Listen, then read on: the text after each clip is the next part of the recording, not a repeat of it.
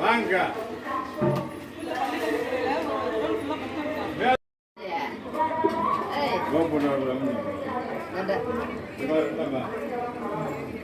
முழு வரி கட்டமையோட வரி வேற கூட்டி மூடி எடுத்து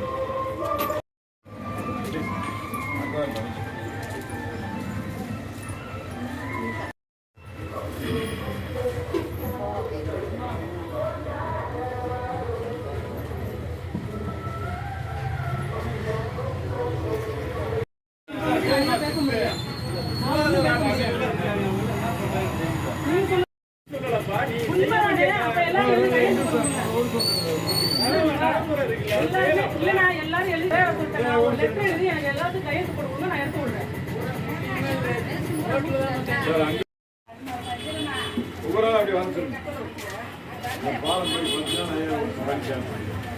டபுள் வரி கட்டி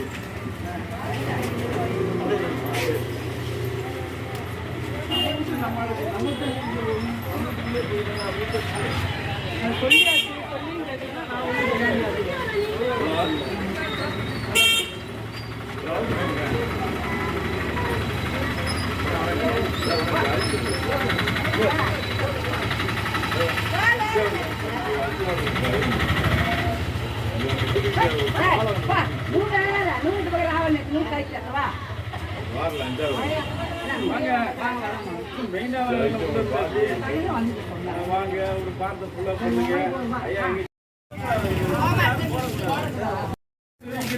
ககத்துக்கு அடிக்கிறாங்க அதை போய் பக்கத்துல போய் எடுத்தா கம்பெனி எடுத்தா கண்டா ஏன்னா கம்பெனி அங்க புரியாது தண்ணி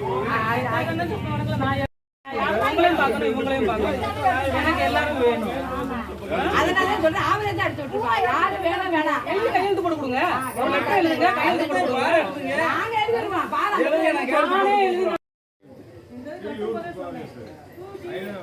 குப்பை எடுக்கிற மாதிரி கட்டி விடுங்க அப்படின்னு சொன்னேன் கேட்கல வீட்டுக்கு செய்யறாங்க நான் என்ன செய்ய முடியும் யார் முகத்தை நான் பார்க்க முடியும் சொல்லுங்க முன்னாடி ரெண்டு பழைய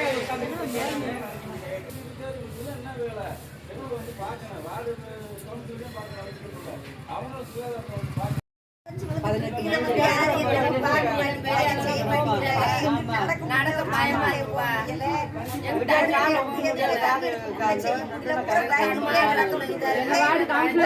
முயற்சி பண்றாங்கப்பா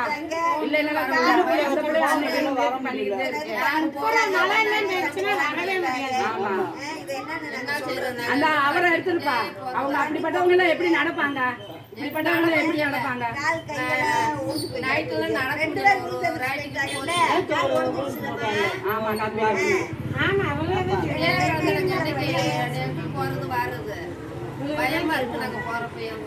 பேர் அம்மாளு. நாங்கள் இந்த தான் குடியிருக்கிறோம். வீட்டு வரி வசதி பூராமே எல்லாமே கூட்டிட்டாங்க. ஆனால் இந்த பக்கம் நடந்து போகிறதுக்கு எங்களுக்கு எந்த வசதி வாய்ப்பும் கிடையாது. ஒரு வண்டி போக முடியல. 2 தடவை கீழே விழுந்துருச்சு, கால் ஒடிஞ்சிருச்சு. யாரும் வந்து அழுறதுக்கும் கிடையாது. எத்தனை தடவை இந்த 2 வருஷமாக நாங்கள் எல்லாத்துக்கிட்டையும் சொல்லிட்டோம். இந்த வார்டுக்குள்ளே எதையுமே கவனிக்க மாட்டேங்கிறாங்க, செய்ய மாட்டேங்கிறாங்க. வராங்க, பார்க்குறாங்க, போயிடுறாங்க. நாங்கள் போய் கவுன்சிலர்கிட்டே போய் முறையிடுறோம். நீங்கள் சொல்ல மாட்டேங்கிறீங்கம்மா. நாங்கள் போய் அங்கே போய் சொல்கிறோம். அவங்க எதையும் கண்டுக்கலன்னு அவங்களும் சொல்லிட்டாங்க. எத்தனை தடவை அவங்களும் வந்து பார்த்துட்டு அவங்க சொந்த செலவுலேயே அவங்களும் வேலை பார்த்துட்டாங்க. முனிசிபாலிட்டிலேருந்து யாருமே வந்து இங்கே வந்து என்னன்னு கேட்குறதில்ல. இதுக்குள்ளே மொத்தம் 100 பேர் இருக்கிறோம். இந்த சந்துக்குள்ளே 100 பேர் இருக்கிறோம். 100 பேருமே விழுந்து எந்திரிச்சு காலதே ஒழிஞ்சிருக்கு. இந்த எங்கள் அம்மா நடக்கவே முடியல, கீழே விழுந்து எந்திரிச்சு. இந்த மாதிரி இருக்குது. அப்போ நாங்கள் யாருக்கிட்ட போய் சொல்கிறது?